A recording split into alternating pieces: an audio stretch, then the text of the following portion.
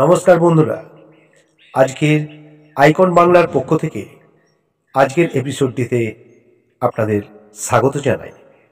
আজকের আলোচনাটি বর্তমান রাজ্য ও রাজনীতির পরিপ্রেক্ষিতে সাধারণ মানুষের প্রকৃত স্বরূপ কী, কোন অবস্থায় তারা আছে, বা বর্তমান রাজ্য সরকারের শিল্প ও অর্থনৈতিক চিন্তাভাবনা কী, সর্বোপরি মুখ্যমন্ত্রী মমতা বন্দ্যোপাধ্যায়ের বিকল্প চিন্তাভাবনা কী, তারই একটি প্রতিবেদন আমরা তুলে ধরছি। আসুন শুরু করি। মানুষ একটা মুখের সঙ্গে দুটো হাতও নিয়ে জন্মায়। হাত দুটো কাজ এবং উপার্জন করারই জন্য। হাতে কাজ করলেই নিজের মুখের গ্রাস জোগাড় করতে পারে মানুষ। এরপর উদ্বৃত্ত অর্থ সম্পদ ভবিষ্যতের জন্য সঞ্চয় করে। উদ্বৃত্তের কিছুটা বন্টন করে দিতেও পারে দুর্বল মানুষের মধ্যে। এইভাবেই একটা সমাজ এবং রাষ্ট্র দাঁড়িয়ে থাকে, উন্নতি করে। ভারত মার খাচ্ছে তো এখানেই। খাদ্য এবং কাজের অধিকার খাতায় কলমে মেনে নিয়েও রাষ্ট্র বাস্তবে তার ব্যবস্থা করে না।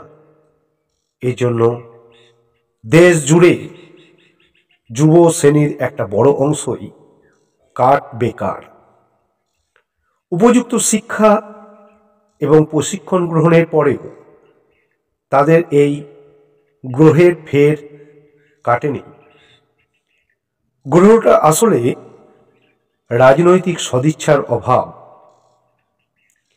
রাষ্ট্র ক্ষমতা হাতে পাওয়ার জন্যই রাজনীতির কারবারিরা বেকার বাহিনীকে বিরাট খোয়াব দেখান।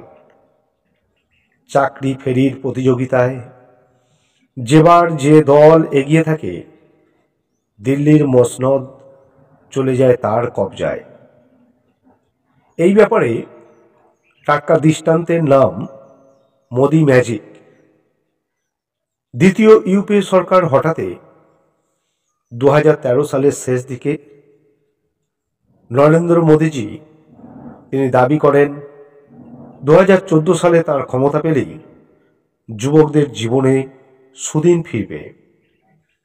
কেননা তার সরকার এক বছরে 2 কোটি করে চাকরি দেবে, এমনই জাদুমন্ত্র তার করায়ত্ত। সেই মোদি 2024 সালের তৃতীয় দফার জন্য সরকার গড়ার অধিকার পেয়েছেন। শুধু যুবকদের চাকরির অধিকার প্রতিষ্ঠিত হয়নি, তারা যে তিমিরে ছিল 77 বছরের স্বাধীন ভারতেও তারা সেখানেই পচে মরছে। এই নিয়ে স্বাভাবিক সমালোচনা এবং চরম ব্যর্থতার কোনো জবাব প্রধানমন্ত্রীর কাছ থেকে মেলে না আজও। তবে মাঝে মধ্যে কুমিরছানার গল্প শুনিয়ে তখনকার মতো পার পেতে চান তিনি। ফলে সুরাহার বদলে বেকারত্বের আরও উঁচু চূড়ায় ঠাঁই হয়েছে দেশে। কিন্তু কেন্দ্রীয় সরকার যখন মুখ ও বোধির চরিত্র চিত্রণে অস্কারজয়ী হয়ে ওঠে, তখন কোনো মানবিক রাজ্য সরকার তার দায়িত্ব অস্বীকার করে কিভাবে?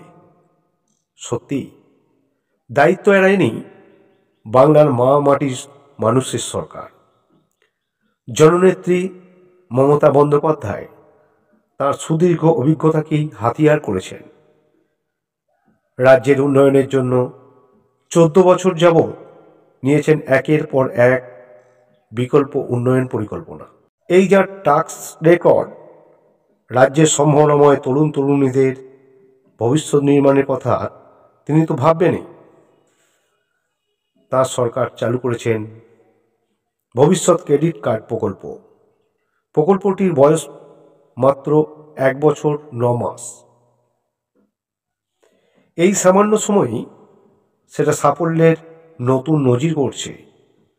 কর্মসংস্থান সৃষ্টির লক্ষ্যে চালু করা প্রকল্পটি শীঘ্রই 1000 কোটি ক্লাবে প্রবেশ করবে।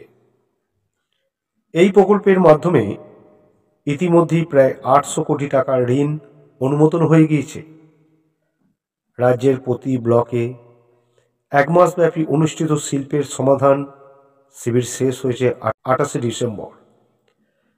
সেখানে আরও 1.5 কোটি তরুণ তরুণী ক্ষুদ্র শিল্প দপ্তরের অন্তর্গত এই প্রকল্পের সুবিধা গ্রহণে আগ্রহ দেখাচ্ছেন। প্রশাসনের আশা, সহজ শর্তে ঋণ প্রদানের অঙ্ক জানুয়ারির মধ্যেই 1000 কোটি টাকার গণ্ডি পেরুবে। আমরা জানি ভবিষ্যৎ ক্রেডিট কার্ড এর মাধ্যমে বাংলার 18 থেকে 55 বছর বয়সী নাগরিকরা ভর্তুকিযুক্ত ও জামানত মুক্ত ঋণ সহজ শর্তেই পাচ্ছেন। এই টাকাতেই শুরু হচ্ছে তাদের আর্থিক স্বনির্ভরতার পথে এগানো। 2 থেকে 28শে ডিসেম্বর অনুষ্ঠিত শিবির থেকে বণ্টিত আবেদনপত্রের 40,000 ইতিমধ্যেই ব্যাংকে জমা পড়েছে। এখন চলছে সেগুলি যাচাই পর্ব। জানুয়ারির মধ্যে ঋণ প্রদান সম্পন্ন করার লক্ষ্যমাত্র বেঁধে দিয়েছে নবান্ন। এ পর্যন্ত মোট 32,000 সম্ভাবনাময় ব্যক্তি ওই প্রকল্পের সুবিধা নিয়ে স্বনির্ভরতার পথে কয়েক কদম এগিয়ে গিয়েছে। ইতিমধ্যে 26টি জেলায় সমাপ্ত হয়েছে ক্ষুদ্র শিল্পের সিনার্জি। সেখান থেকে 10,000 কোটি টাকার ক্ষুদ্র শিল্পের ক্রেডিট লিঙ্কেজ বা ঋণ প্রদান সম্পূর্ণ হয়েছে। অন্যদিকে ভবিষ্যৎ ক্রেডিট কার্ড প্রকল্প চালু হয়েছে 2023 সালের 1 এপ্রিল। সিঙ্গল ইঞ্জিন তো বটেই, কোনো ডবল ইঞ্জিন রাজ্যেও এমন নিজস্ব প্রকল্পের এত কম সময়ে 1000 কোটি ক্লাবে প্রবেশের বেশি নজির নেই। আর এখানেই অনন্য মমতা বন্দ্যোপাধ্যায়ের অর্থনৈতিক ও কর্মসংস্থান ভাবনা। সংশয়ের অবকাশ নেই যে বাংলার হবু ব্যবসায়ী ও শিল্পোদ্যোগীরা এই প্রকল্পের পূর্ণ আস্থা রাখছেন। শিল্পক্ষেত্রে ভারতের মেরুদণ্ড এখনো পর্যন্ত যতটা সোজা, তার জন্য সর্বাধিক কৃতিত্বের দাবি করতে পারে ক্ষুদ্র, ছোট ও মাঝারি শিল্প। সারা দেশ জানে এমএসএমই ক্ষেত্রে বাংলায় আজ অপ্রতিদ্বন্দ্বী। মমতার ভবিষ্যৎ ক্রেডিট কার্ড যে তাতে আরও গতি ও শক্তি সঞ্চার করেছে এ বিষয়ে সংশয় নেই। তাই এই মহৎ উদ্যোগ সফল হলে বাংলার সঙ্গে স্ফীত হবে দেশের অর্থনীতি। মমতার বিকল্প শিল্পভাবনা অর্থাৎ ভবিষ্যৎ ক্রেডিট কার্ড নামক এই প্রতিবেদনটি এখানেই শেষ করছি। প্রতিবেদনটি আপনার কেমন লাগলো তা অবশ্যই আপনার মূল্যবান অনুভব কমেন্ট করে আমাদের আইকন বাংলার এই ভিডিওয়ে কমেন্ট করে অবশ্যই জানাবেন। পারলে চ্যানেলটিকে সাবস্ক্রাইব করে রাখুন না। নিত্য নতুন সমাজ, অর্থনীতি, রাষ্ট্রনীতি সম্পর্কে মূল্যবান তথ্য আমাদের আগামী এপিসোডে পরম্পরায় আমরা উপস্থাপন করব। তাই ভিডিওটি লাইক, শেয়ার এবং সাবস্ক্রাইব করে আপনাকে পাশে থাকার অনুরোধ করছি। ধন্যবাদ।